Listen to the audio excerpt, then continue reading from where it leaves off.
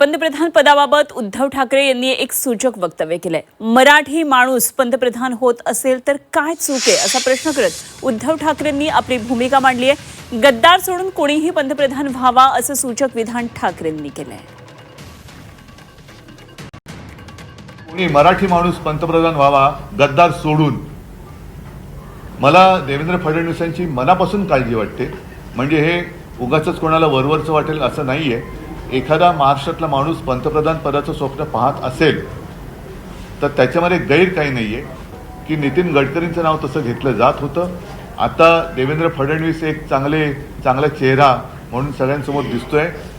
नितीन गडकरींना संघाचाही पाठिंबा होता, मात्र त्यावेळेला त्यांना कारण नसताना सगळं बदनाम करण्यात आलं।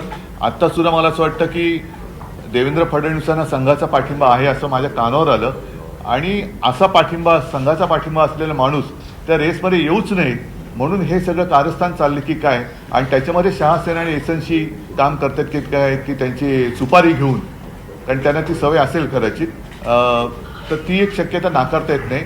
म्हणून मी चेष्टा मस्करी करत नाही, मला देवेंद्र फडणवीसांच्या करिअरची काळजी वाटते।